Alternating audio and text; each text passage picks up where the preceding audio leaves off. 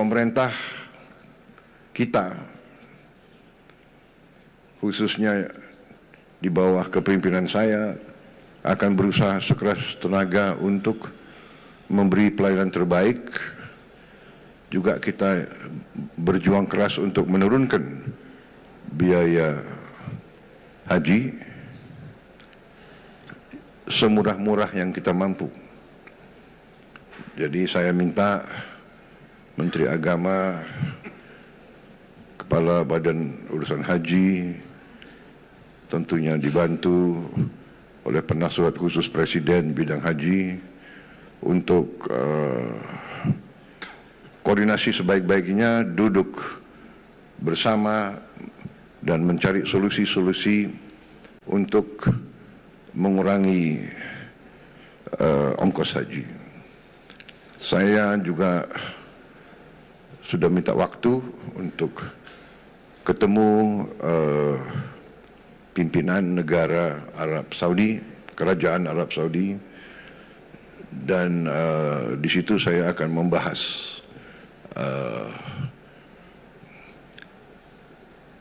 upaya kita atau permintaan Indonesia yang sudah saya sampaikan kepada putra mahkota Kerajaan Arab Saudi, Pangeran Muhammad bin Salman. Terakhir saya jumpa dengan beliau, saya mengajukan niat Indonesia untuk membangun suatu perkampungan Indonesia di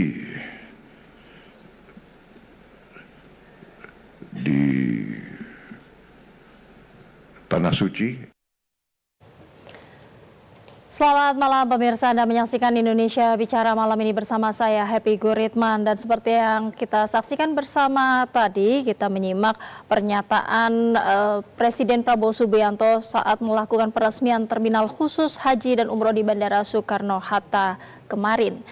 Dan kita akan langsung membahas terkait dengan bagaimana relasi Indonesia dan Arab Saudi dalam pelaksanaan ibadah haji di tahun 2025 ini. Karena ada beberapa poin yang menarik untuk dibahas sebagaimana yang sudah disampaikan oleh Presiden Prabowo Subianto pada pernyataan yang tadi kita dengar bersama. Langsung saja saya akan perkenalkan terlebih dahulu para narasumber yang sudah bergabung secara daring bersama di studio TVRI. Sudah ada Direktur Pelayanan Haji Luar Negeri Kementerian Agama Republik Indonesia, Dr. Haji Mukhlis M. Hanafi. Selamat malam, Pak Mukhlis.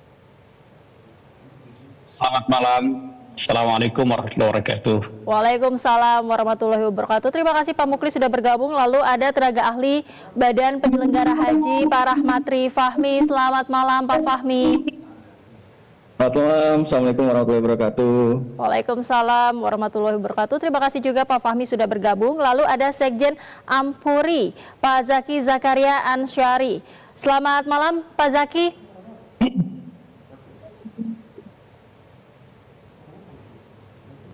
Pak Zaki sudah bersama kami?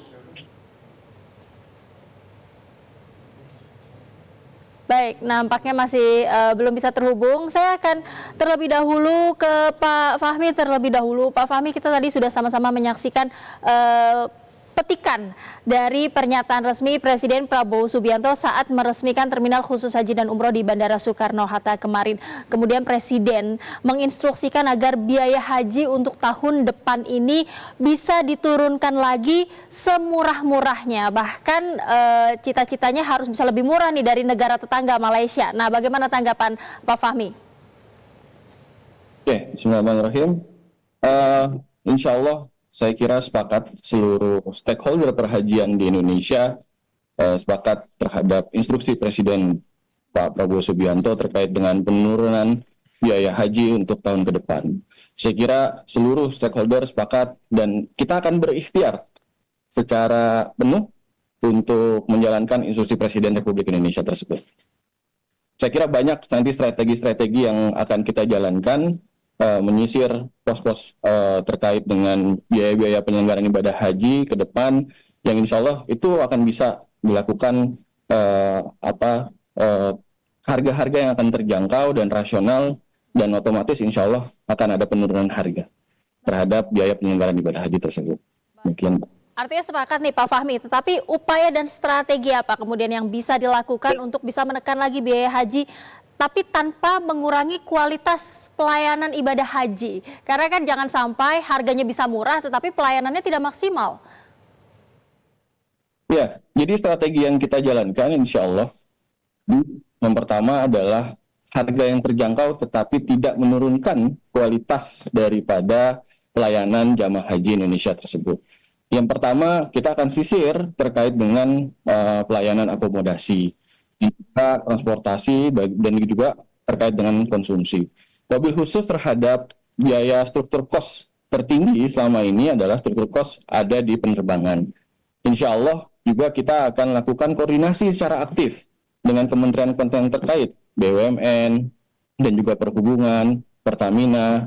Dan selama ini juga Alhamdulillah kami selalu berkoordinasi juga dengan stakeholder perhajian, wabil khusus dengan Kementerian Agama, dengan Pak Mukhlis, dan juga dengan Asosiasi Pak Zaki.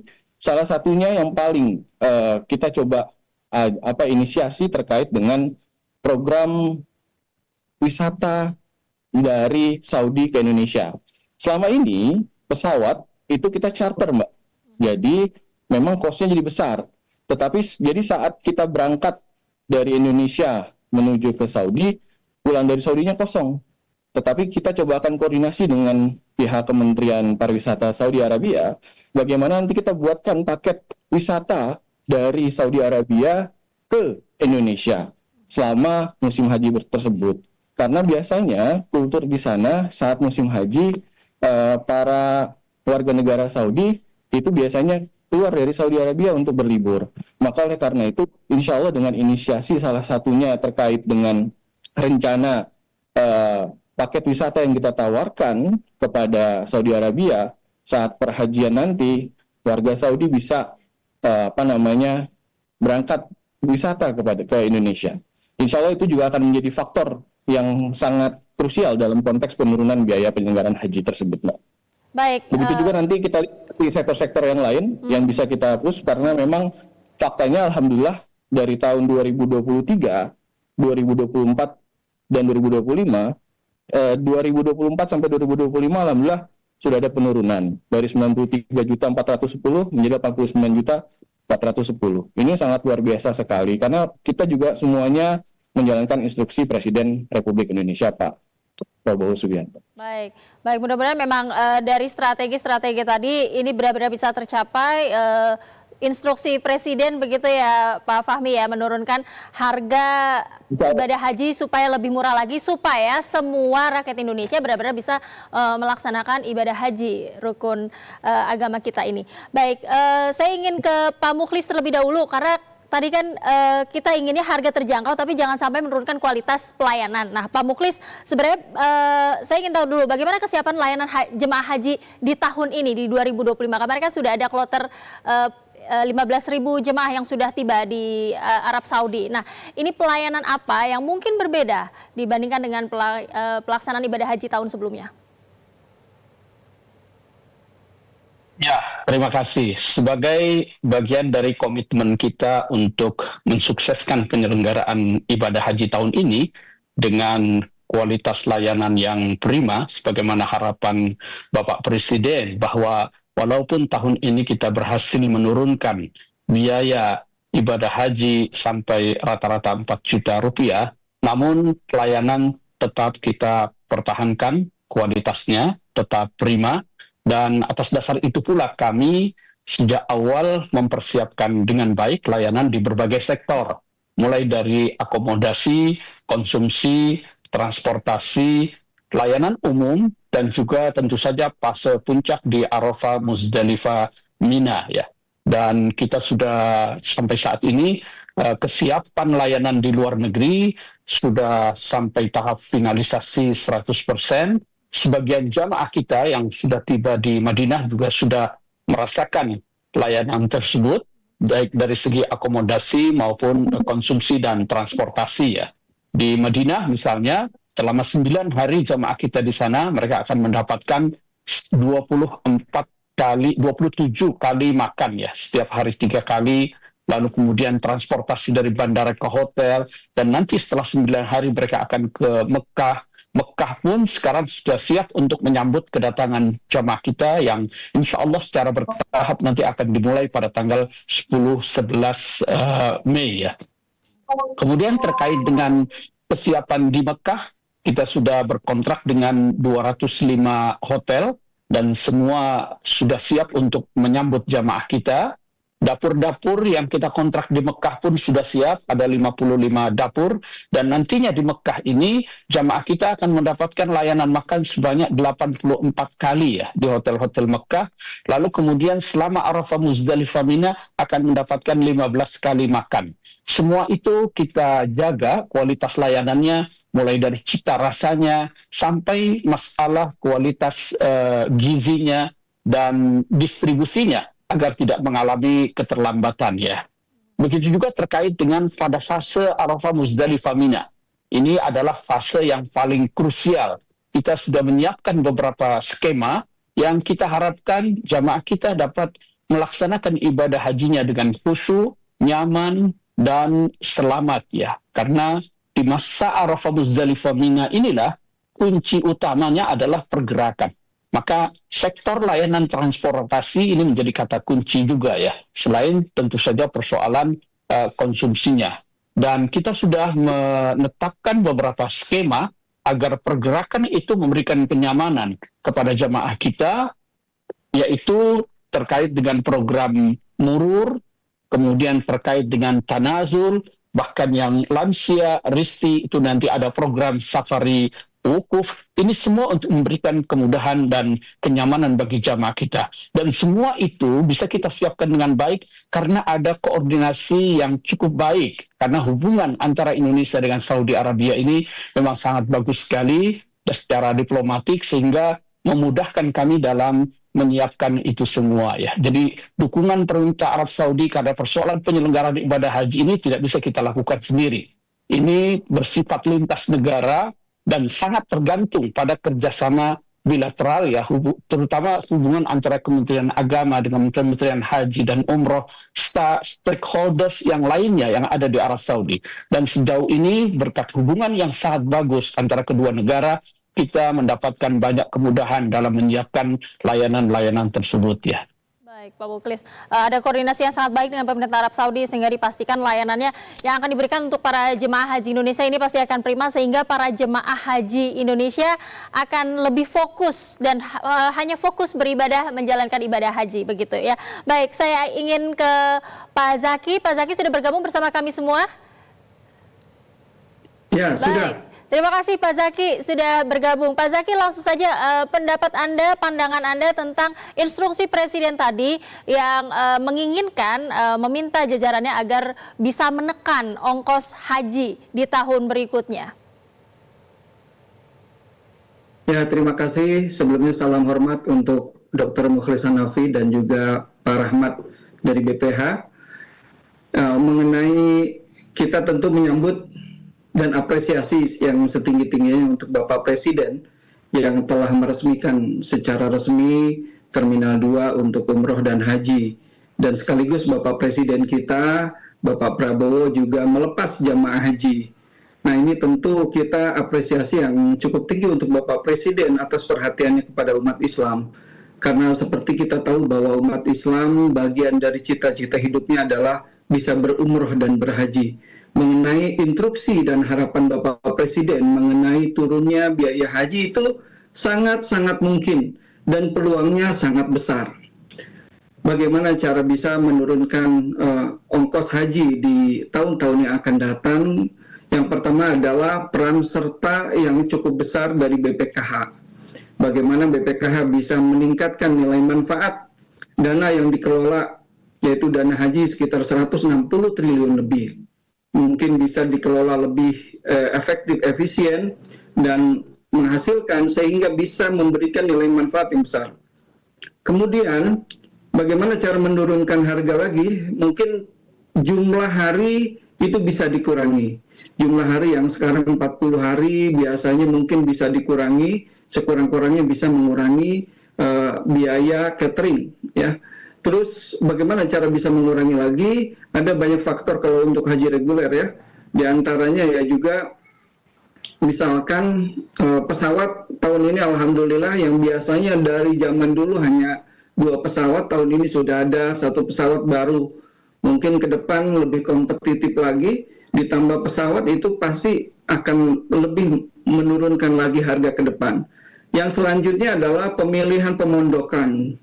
Dan pemilihan pemondokan ini juga sangat bisa menurunkan biaya haji. Artinya memilih pemondokan yang bagus, strategis, dan juga murah. Ya, karena tidak menjamin lebih jelek tapi lebih murah, bisa jadi lebih jelek lebih mahal. Nah, yang terakhir adalah menghilangkan biaya-biaya yang tidak perlu. Artinya biaya-biaya yang tidak perlu itu ya mungkin kita tahu semua hal-hal yang tidak diperlukan seperti fee mungkin ya untuk broker-broker pemondokan dan lain-lain, mungkin itu sekiranya itu bisa dipangkas. Insya Allah saya optimis harga akan lebih murah lagi ke depan. Artinya Pak Zaki, kalau misalnya mencoba untuk menghitung kasar nih ya, kira-kira dengan tadi strategi yang sudah disampaikan oleh Pak Zaki, masukan-masukan disampaikan Pak Zaki untuk bisa menekan ongkos haji, ini bisa menekan sampai berapa banyak nih turunnya nih? Ya, seberapa banyak turunnya? Kalau tahun ini kan turun, ya memang bisa turun tahun ini karena memang ada satu penerbangan baru masuk yang dalam sejarah penyelenggaraan haji di Indonesia nggak pernah. Nah, tahun ini masuk. Nah, tahun ini juga yang biasanya syarikah pengelola haji reguler ini hanya dimonopoli 1 syarikah, tahun ini jadi 8 syarikah. Tentu dengan banyaknya masuk syarikah, harga akan kompetitif, pelayanan akan kompetitif juga. Ya, jadi kalau ke depan, tahun depan, misalkan ini penerbangan ditambah atau syarikah ditambah, harga bisa lebih kompetitif lagi.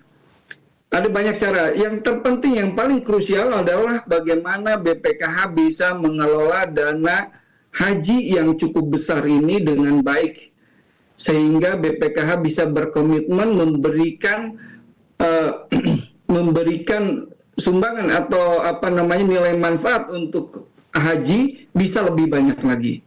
Jangan sampai misalkan ada anggota dewan ya yang menganggap BPKH hanya sebagai kasir. Moga-moga BPKH ke depan tidak hanya sebagai kasir Kemenak atau nanti mungkin menjadi kasir BPH, tetapi betul-betul bisa mengelola dana investasi dana haji dengan dikelola sebaik-baiknya.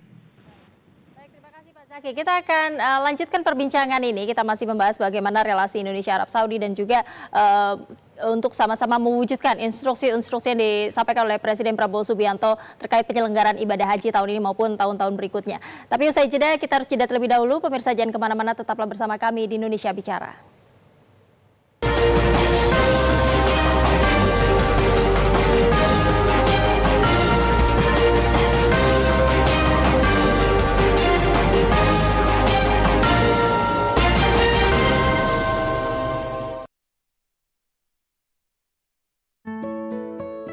Kisah keseharian Dr. Dedi dan keluarga akan kembali hadir menemani.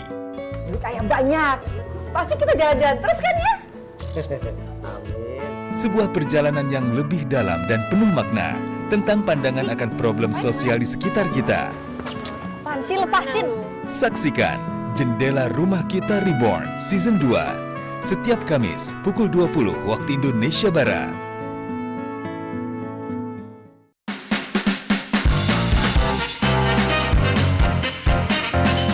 Kisah rumah kos yang dihuni oleh para pria dari berbagai suku dan latar belakang. Tapi di balik kehidupan mereka, ada Pak Mul, sang pemilik kos yang berusaha menyelamatkan kosan. Mampukah para penghuni menyelamatkan rumah kos yang telah menjadi keluarga untuk mereka? Saksikan Terima Kos Pria Baik-Baik setiap Sabtu pukul 19 waktu Indonesia Barat.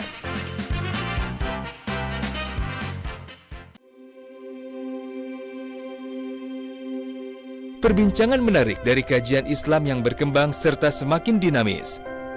Menganalisis sebuah permasalahan yang berpijak pada prinsip ilmiah dan syariat Islam. Tapi sisi lain, kita juga harus mengembangkan ekonomi yang halal. Saksikan Bincang Syariah setiap Jumat pukul 9.30 waktu Indonesia Barat.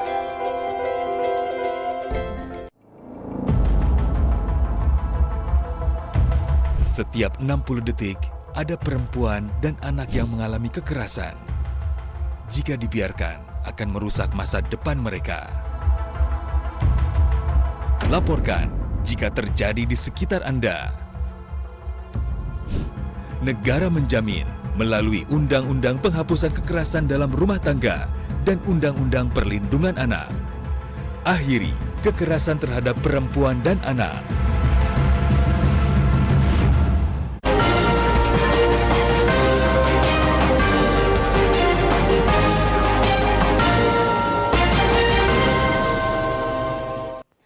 Terima kasih Anda masih bersama kami di Indonesia Bicara. Saya masih bersama Direktur Pelayanan Haji Luar Negeri Kementerian Agama Republik Indonesia, Dr. Haji Mukhlis M. Hanafi, lalu ada tenaga ahli Badan Penyelenggara Haji, Pak Rahmat Rifahmi, serta Sekjen Asosiasi Muslim Penyelenggara Haji dan Umroh Republik Indonesia atau AMPURI, Pak Zaki Zakaria Ansari.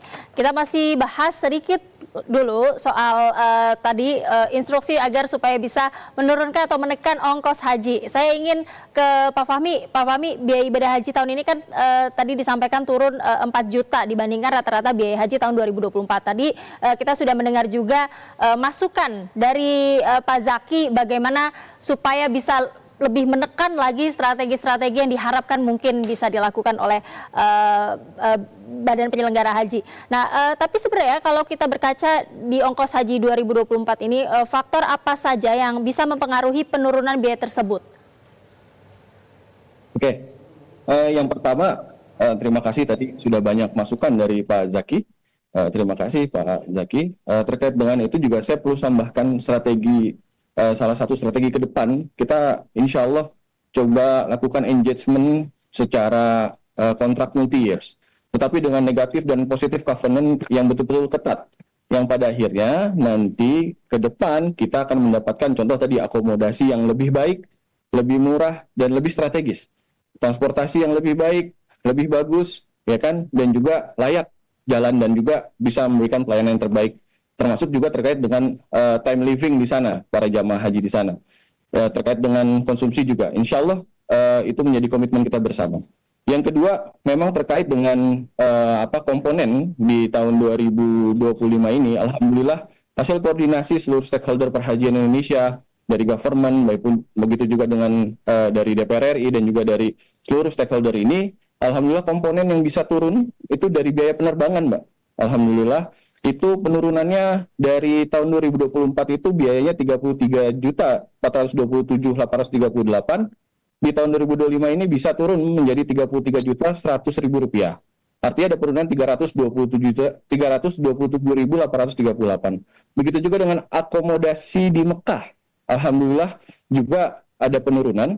Lalu di paket layanan masyair, karena tadi disampaikan, alhamdulillah saat ini sudah ada 8 syarikah yang sudah kontrak dengan Kementerian Agama, dalam hal ini government Indonesia, yang tadinya hanya 1. Akhirnya semakin kompetitif dan juga tanpa mengurangi layanan terhadap jamaah haji Indonesia. Yang keempat adalah komponen terhadap konsumsi Makkah dan Madinah. Alhamdulillah itu juga ada penurunan yang signifikan.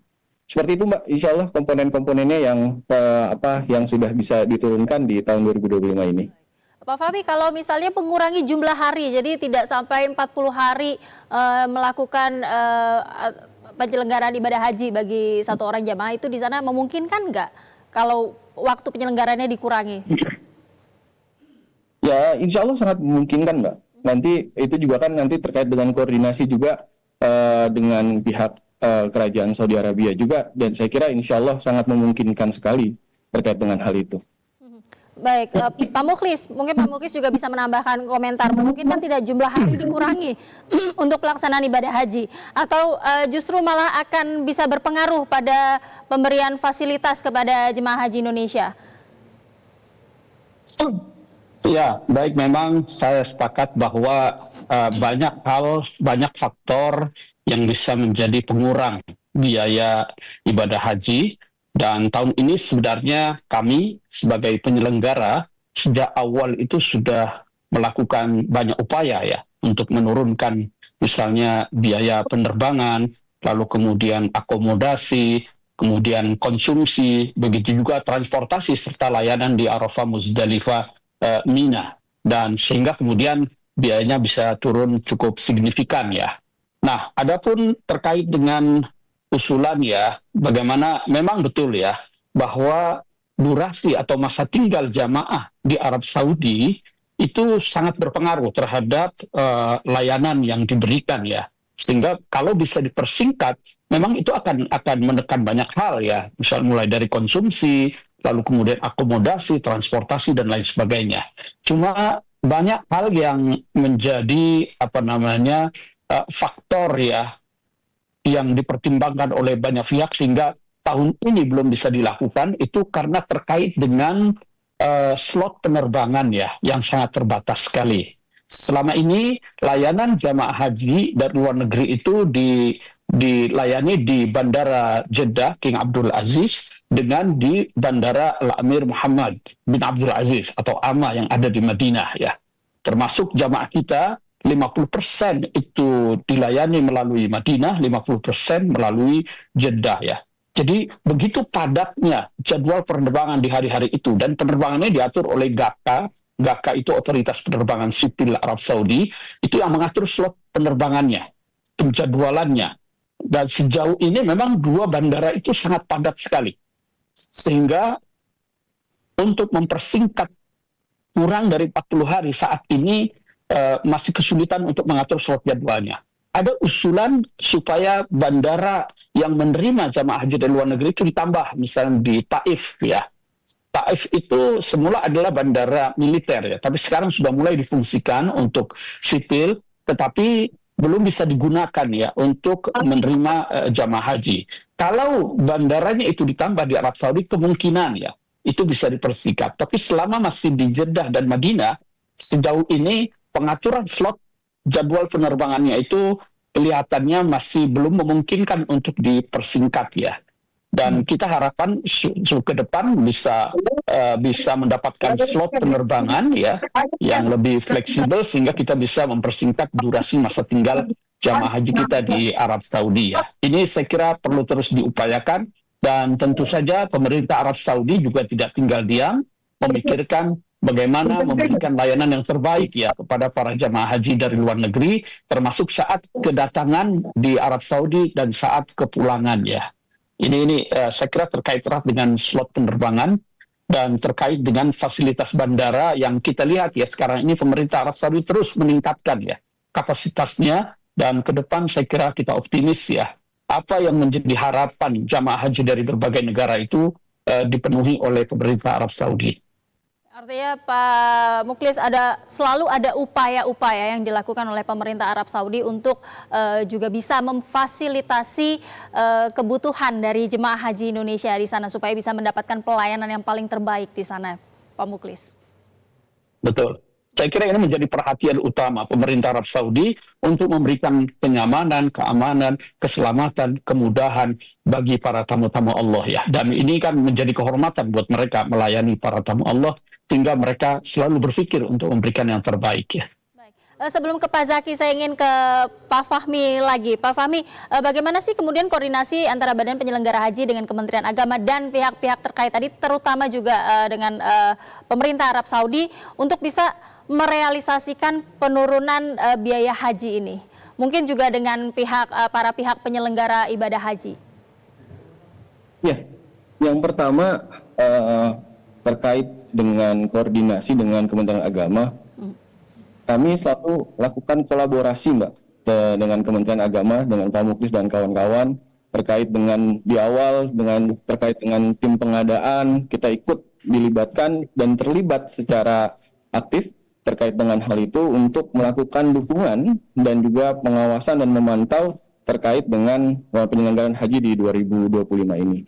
Memang sesuai dengan Perpres tahun 2024 nomor 154 bahwa tugas fungsi BP Haji itu sampai saat ini memberikan dukungan dan memberikan pengawasan terhadap penyelenggaraan haji saat ini. Dan insya Allah tahun 2026 penyelenggaraan haji terkait dengan seluruh operasional dan segala macamnya, terkait dengan regulasi, insya Allah akan dilaksanakan, asumsinya dilakukan oleh BP Haji. Maka oleh karena itu, terkait dengan hal itu kami juga saat sekitar 1 bulan yang lalu sebelum Lebaran, kami juga hadir ke Saudi Arabia. Kami juga menengok Pak Mukhlis ke Bandara Taif. Insya Allah sudah ada pelebaran di sana, ada 2 terminal di sana, dan insya Allah bisa masuk dan juga kapasitasnya bisa sampai 2 kloter per hari, Pak. Kalau nanti insya Allah jamaah haji Indonesia tahun depan kemungkinan bisa menggunakan terminal haji di Taif tersebut. Jadi memang koordinasinya sangat baik, Mbak. Kolaborasi juga dengan pihak-pihak terkait sangat-sangat baik, alhamdulillah. Dan kita juga berharap ke depan penyelenggaraan haji ini bisa memberikan keamanan, kenyamanan, kelancaran, dan kemakburan bagi jamaah haji Indonesia. Baik, terima kasih Pak Fahmi. Saya ingin ke Pak Zaki. Pak Zaki, ada hal lain yang menarik juga yang disampaikan oleh Presiden Prabowo Subianto kemarin. Beliau menyampaikan ingin membangun perkampungan Indonesia di Arab Saudi di dekat Masjidil Haram Mekah. Nah, Pak Zaki melihat seperti apa urgensinya? Ya, mengenai Indonesian Village atau Kampung Haji Indonesia di Arab Saudi, ini kita sangat apresiasi yang begitu tinggi dan ini menjadi harapan kita semua.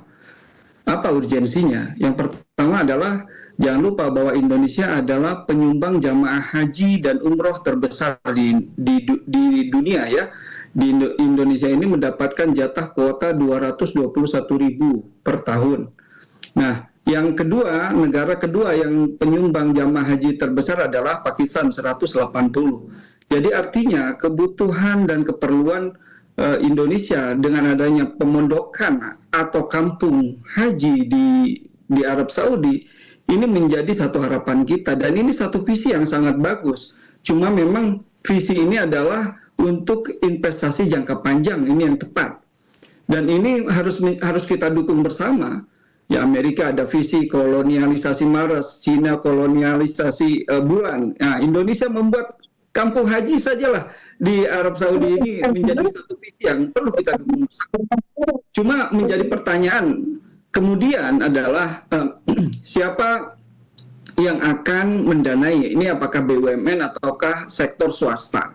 Dan yang kedua, pertanyaan kemudian adalah apakah hanya diperuntukkan untuk haji saja, haji reguler, atau untuk umroh juga? Apakah hanya akan dipakai 1 tahun sekali untuk haji reguler atau bagaimana? Nah, ini perlu dicermati dari sudut dan perspektif bisnisnya ya. Artinya kapan bisa balik modal, BEP, break even point atau bagaimana. Nah, ini dari sudut bisnisnya perlu diperhatikan. Yang kemudian kalau misalkan untuk haji reguler ya memang itu tepat. Dekatnya sejauh mana dari Masjidil Haram ya. Kalau untuk haji reguler 2-3 kilo mungkin masih bisa. Tapi kalau haji khusus sudah tidak bisa. Kalau haji khusus itu selalu memilih hotel yang ada di sekitar masjid ring 1. Kalau untuk mau digunakan untuk umroh juga seandainya untuk umroh, nah ini jauhnya perlu kita tahu dulu karena umroh ini rata-rata mayoritas jamaah umroh Indonesia adalah menggunakan ring 1. Ring 1 ini bisa dianggap paling jauh 500 meter. Ring 2 paling jauh misalkan 1 kilo. Nah, kalau udah ring 3 ke 4 itu ya di atas 1 kilo atau yang menggunakan shuttle. Yang kami dengar sih kalau nggak salah kampung haji sudah diagendakan di Kudai. Kudai ini yang memang cukup jauh. Kalau untuk haji reguler mungkin bisa, tapi untuk haji khusus dan umroh itu tidak memungkinkan. Jadi ini tergantung nanti peruntukannya kampung haji ini apakah untuk haji reguler saja, apakah haji khusus, kalau haji khusus mungkin tidak mungkin, apa untuk umroh. Kalau umroh tidak bisa lebih dari 1 kilo, karena mayoritas jamaah umroh ini 95% adalah yang jaraknya di bawah 1 kilo. Apakah memungkinkan di bawah jarak 1 kilo itu dibangun kampung haji? Nah ini mungkin pemerintah Indonesia yang bisa menjawab atau tim dari BUMN atau yang menggagas tentang kampung haji ini. Baik, terima kasih Pak Zaki. Nanti Ini saya ingin Pak Fahmi dan Pak Mukhlis juga menanggapi terkait dengan rencana untuk membuat perkampungan haji Indonesia di Arab Saudi ini. Tapi kita akan terlebih dahulu menuju ke reporter TVRI Yosef Nofri yang sudah berada di Madinah, Arab Saudi. Saya akan sapa, selamat malam waktu Indonesia, Yosef Nofri. Assalamualaikum warahmatullahi wabarakatuh. Waalaikumsalam warahmatullahi wabarakatuh. Selamat sore, happy waktu Madinah. Baik, Yosef. Saat ini saya sedang berada di wilayah Markaziyah yang sebetulnya tidak jauh dari komplek Masjid Nabawi. Pengalaman tadi ketika melaksanakan salat zuhur di Masjid Nabawi ini sudah dipadati ratusan ribu jamaah haji dari seluruh dunia, termasuk diantaranya adalah jamaah haji dari Indonesia, happy. Dan ini jamaah haji Indonesia ini terlihat cukup dominan di komplek Masjid Nabawi, mengingat kita merupakan salah satu jamaah haji dengan kuota terbesar di dunia. Dan menurut data per hari ini sudah ada 26.000 jamaah haji dari Indonesia yang sudah mendarat di Madinah, happy, dari 68 kelompok terbang yang tersebar di seluruh embarkasi yang berada di Indonesia. Dan setelah di Madinah sendiri, jamaah haji Indonesia ini akan ditempatkan di hotel-hotel yang wilayahnya tidak jauh dari Masjid Nabawi. Artinya ini sudah masuk ke dalam ring 1 Masjid Nabawi. Dan ini kondisi yang cukup menguntungkan, di mana aktivitas ibadah nanti bisa jalankan oleh para jamaah haji hanya dengan berjalan kaki. Tapi ada satu hal yang menjadi sorotan kami mengenai cuaca yang cukup panas di Madinah ini, kisarannya antara sekitar 38 sampai dengan 40 derajat Celcius. Ini cuaca yang cukup panas dengan kelembaban yang sangat atau cukup rendah, happy. Dan ini tentunya harus menjadi perhatian khusus para jamaah haji, mengingat mereka harus tetap menjaga kondisi fisiknya tetap prima.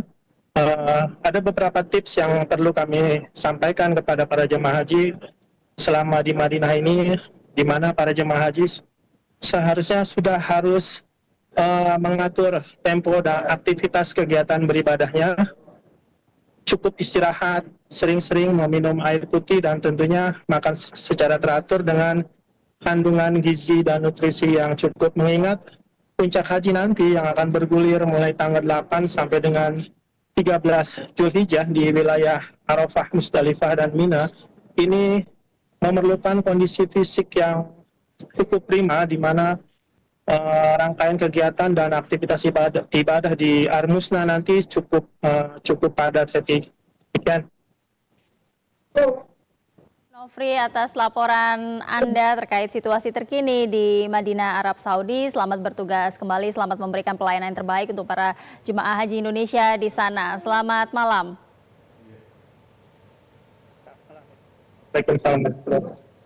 Dan pemirsa, kami akan kembali dengan perbincangan berikutnya. Tetaplah bersama kami di Indonesia Bicara.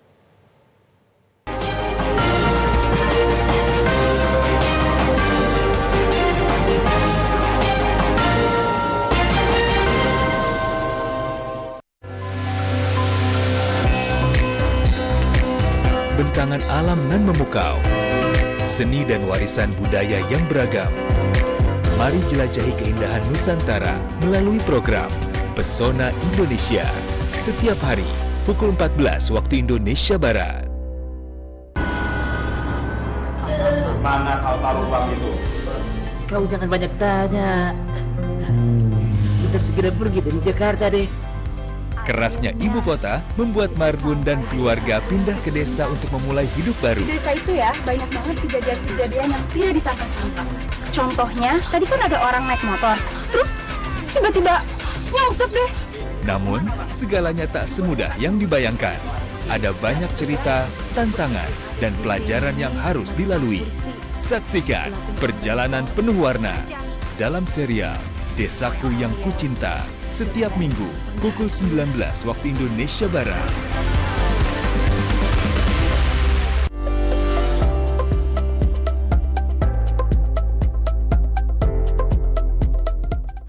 Jadi saya memilih durian karena pasarnya sangat luas. Terus saya ingin menggalakkan tentang perekonomian yang berkelanjutan. Artinya bagaimana saya melakukan penghijauan terhadap lingkungan sekitar. Nah, kenapa saya memilih musangking? Pertama, itu harganya dia sangat tinggi, tapi peminatnya banyak, potensi pasarnya sangat luas. Yang pertama, lahannya itu harus ada mata airnya, karena sistemnya durian itu harus benar-benar banyak air. Dan untuk pemupukan itu memang sangat rutin sekali, apalagi ketika dia sudah mulai berbunga, itu pupuknya itu harus rutin. Kita harus semprot rutin terhadap hama-hama yang memang lumayan ada hama di sini gitu. Lingkungan-lingkungan sekitar sudah mulai mengambil beli di sini dengan harga murah, lalu mereka menjual kembali di luar dengan harga-harga yang tinggi.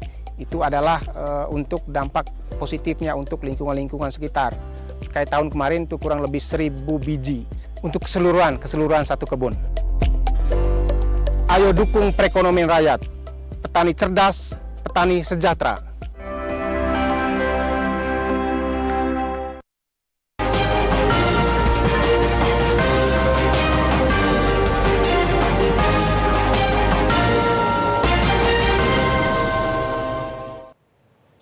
Terima kasih Anda masih bersama kami di Indonesia Bicara. Tadi kita sempat menyimak laporan dari rekan TVRI, Yosef Nofri di Madinah, mengatakan bahwa sudah 20.000 jemaah haji Indonesia yang mendarat di Arab Saudi. Artinya ini jumlah yang banyak, dan jemaah haji Indonesia terlihat dominan memang di sekitar Masjid Nabawi. Nah, mungkin inilah yang kemudian juga membuat Presiden Prabowo ingin membangun atau membuat perkampungan haji Indonesia di Arab Saudi.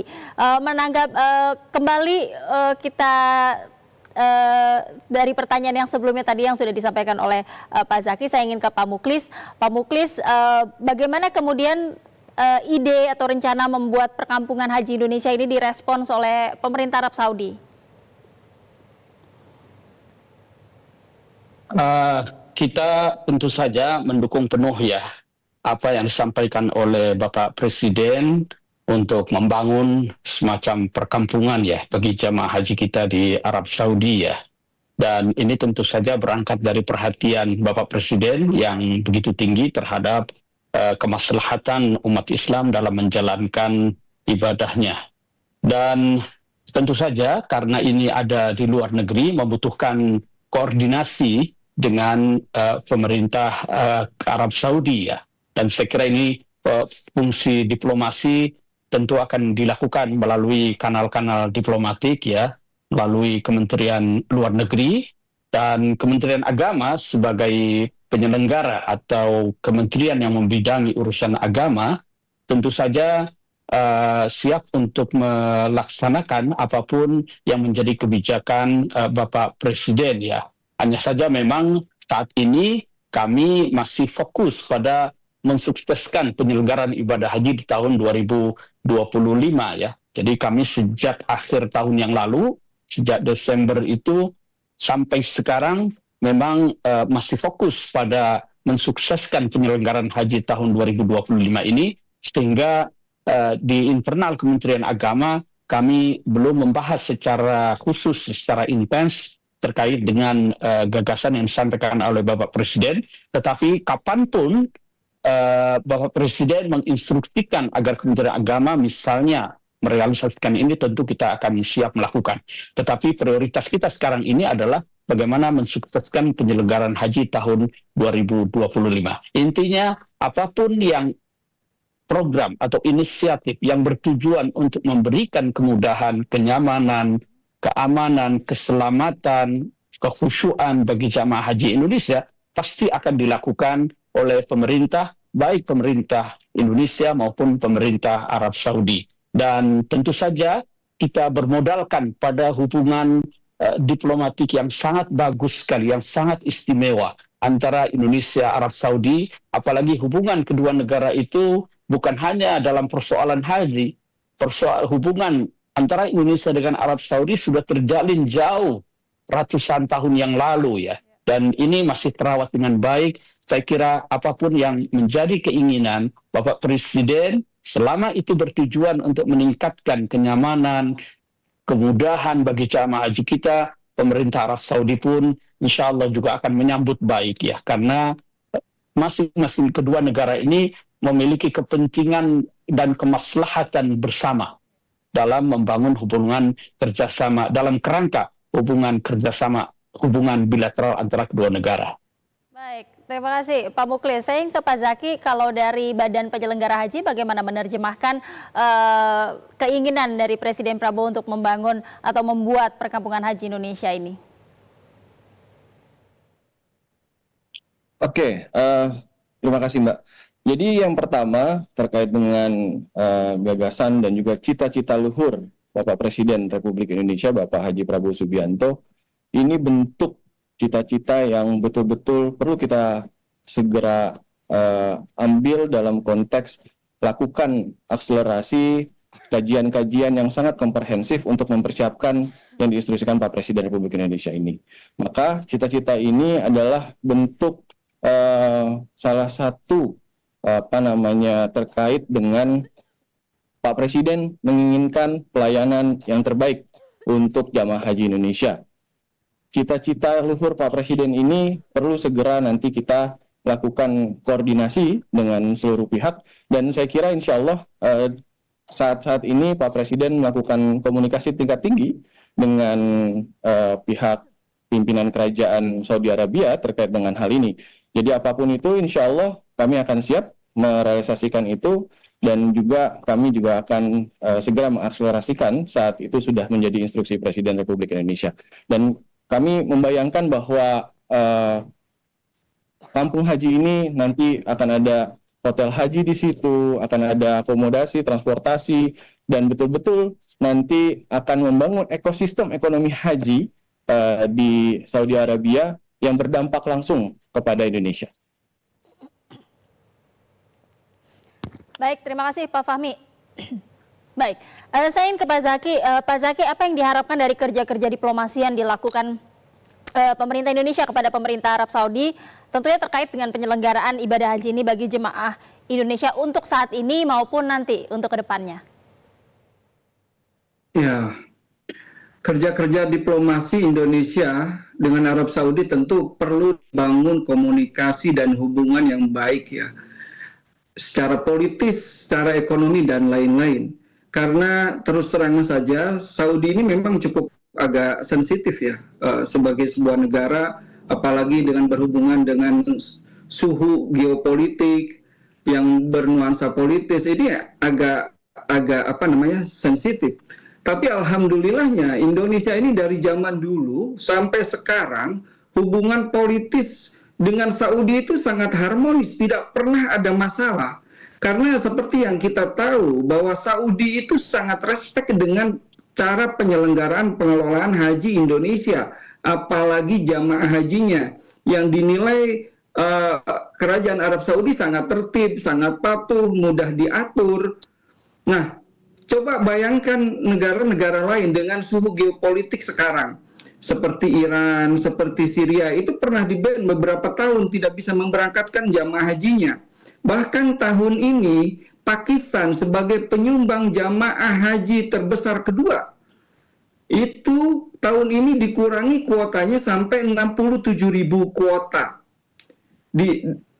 Dikembalikan 10.000, ya tetap masih kurang 57.000 kuota. India berkurang kuotanya sampai 52.000. Ini banyak dalam media alasan-alasannya karena suhu geopolitik, alasan pengurangan kuota ini karena dan lain-lain. Oleh karena itu tentu Indonesia perlu membangun hubungan satu secara politis ya yang baik dengan kerajaan Arab Saudi, sehingga kerajaan Arab Saudi bisa betul-betul mensupport, membantu menyukseskan jamaah haji Indonesia. Yang kemudian perlu diperhatikan juga hubungan secara ekonomis, secara lain-lain ya. Dan juga jangan sampai kuota kita berkurang ya karena hubungan yang tidak baik. Tapi saya saya optimis pemerintah Indonesia sudah melakukan kerja-kerja diplomasi dan lain-lain. Dan ini kesempatan untuk kita untuk membangun kampung haji tadi, kembali kepada kampung haji, karena kerajaan Arab Saudi sekarang lagi ramah investasi, ya, lagi ramah investasi asing masuk ke Arab Saudi, dan sekarang sedang membuka keran ekonomi terbuka sebesar-besarnya. Jadi ini satu kesempatan yang jangan dilewatkan oleh pemerintah Indonesia, dan insya Allah saya optimis Kemenak, BPH, pemerintah Indonesia sudah paham bagaimana harus berposisi dan kedepannya bisa menguntungkan jamaah haji kita, jamaah Indonesia. Baik, terima kasih Pak Zaki. Saya ke Pak Muklis. Pak Muklis, apakah kan ada pendekatan khusus kepada pemerintah Arab Saudi supaya kuota jemaah haji Indonesia terus bertambah setiap tahunnya? Tahun ini kan kita dapat 221.000 kuota jemaah haji.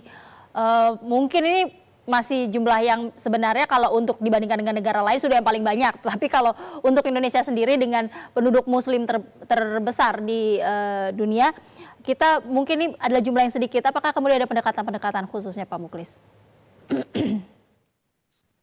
Terkait dengan kuota, ini kan memang merujuk kepada keputusan OKI ya, yang membagi 1 per mil ya.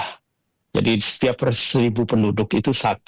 Oleh karenanya, walaupun ini diputuskan sejak beberapa tahun yang lalu ya, dan saya kira nanti apakah perlu ditinjau ulang atau tidak, itu tergantung kepada kesepakatan para menteri luar negeri, anggota OIC ya.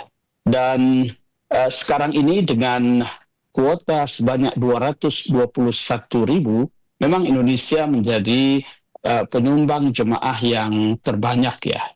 Dan sebagaimana dikatakan oleh Pak Zaki tadi, bahwa jemaah haji kita ini menjadi duta-duta bangsa yang sangat bagus sekali, sehingga menimbulkan kesan yang sangat baik ya bagi pemerintah Arab Saudi dan juga negara-negara yang lain ya, sebagai jamaah yang paling tertib, paling disiplin ya, ramah. Ini kesan yang ditangkap dari jamaah kita.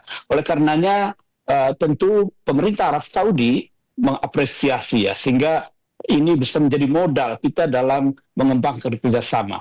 Dan sejauh ini memang pemerintah Arab Saudi sangat kooperatif. Sebagai contoh misalnya ya, ketika dalam MOU perhajian yang ditandatangani pada bulan Januari yang lalu, sesuai ketetapan, memang pemerintah Arab Saudi itu menetapkan kuota petugas itu hanya 1% dari kuota seluruh jamaah. Sehingga kita hanya dapat 2.210. Tetapi kemudian ada upaya-upaya ya, supaya jamaah haji kita ini bisa dilayani lebih banyak oleh petugas-petugas yang familiar dengan mereka. Lalu dengan berbagai pendekatan, Menteri Agama secara langsung, bahkan secara pribadi ya, japri kepada Menteri Haji, dan kemudian dikabulkan permintaan kita. Yang menariknya dalam pernyataan Menteri Haji itu dikatakan bahwa dikembalikannya kuota petugas dari 1% jadi 2% itu binaan alal alaqa al-mutamayyizah bainal baladain.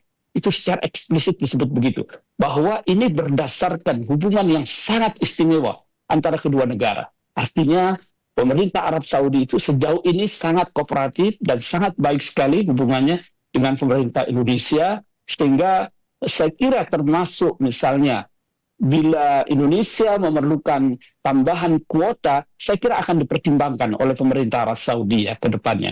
Hanya memang tahun ini karena persiapan kita yang sudah sangat mepet ya, kita baru misalnya menetapkan BPIH itu di awal Januari, lalu kemudian sementara proses 15 Februari itu kita sudah harus menyelesaikan kontrak-kontrak, maka kita fokus tahun ini pada meningkatkan kualitas layanan ya. Mudah-mudahan ke depan dengan persiapan yang lebih jauh, lebih dini, kita bisa mendapatkan kuota yang lebih banyak lagi sehingga mengurangi antrian panjang ya, daftar tunggu jamaah haji kita di Indonesia ini. Baik, terima kasih Pak Muklis. Saya ingin beralih ke Pak Fahmi. Bagaimana Badan Penyelenggara Haji memastikan akuntabilitas penggunaan dana haji selama proses penyelenggaraannya? Oke, yang pertama, dengan lahirnya Badan Penyelenggara Haji ini sesuai dengan instruksi Presiden bahwa ini lembaga setingkat kementerian yang baru ada di pemerintahan Pak Prabowo Subianto. Wajah BP Haji adalah wajah integritas. Wajah baru BP Haji ini adalah wajah transparansi. Maka ke depan kita punya visi sukses haji, sukses ritualnya, sukses ekosistem ekonomi hajinya, dan sukses peradaban dan keadaban hajinya. Maka untuk menjaga akuntabilitas dan transparansi itu, kami mulai dari SDM kami. Rekrutmen SDM di BP Haji melibatkan banyak stakeholder, dari Kementerian Hukum, dari Kementerian Keuangan, dari Kejaksaan Agung, dari Kepolisian Republik Indonesia, dan juga dari KPK. Serta mayoritas SDM terbaik dari Kementerian Agama.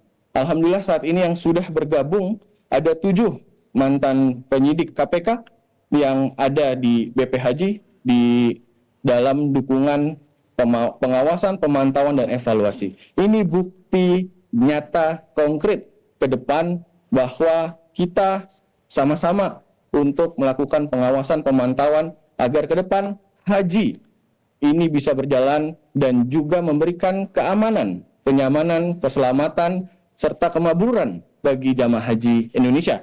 Karena pelayanan ini bagian daripada ruang amal soleh yang sangat luar biasa untuk memberikan kenyamanan dan keamanan bagi jamaah haji Indonesia. Baik, terima kasih Pak Fahmi. Mungkin terakhir saya ingin ke Pak Zaki. Pak Zaki, berdasarkan dari pantauan Pak Zaki terhadap jemaah haji yang sudah berangkat duluan ya, atau maupun yang sekarang sedang bersiap-siap nih mau berangkat. Nah saat ini, apakah ada hal spesifik yang dibutuhkan oleh jemaah haji Indonesia yang masih bisa disupport oleh pemerintah? Baik, terima kasih. Ya, untuk mengenai apa yang bisa disupport pemerintah bagi jamaah haji, baik yang sudah ada di sana ataupun yang belum berangkat.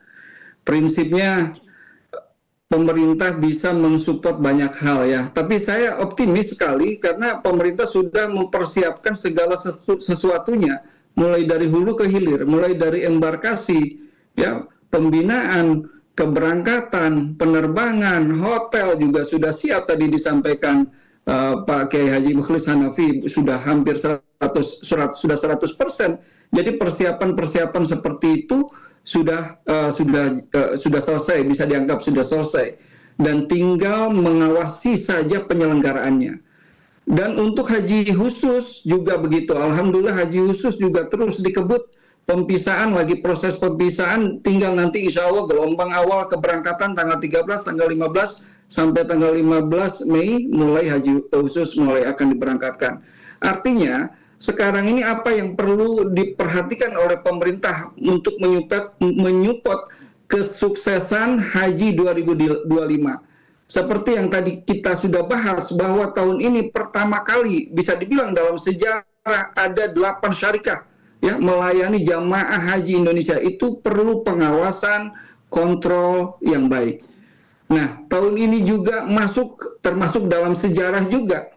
Dalam sejarah tahun ini yang biasanya penerbangan hanya 2, Garuda dan Saudi, tahun ini masuk 1 pesawat atau penerbangan nasional Indonesia Lion.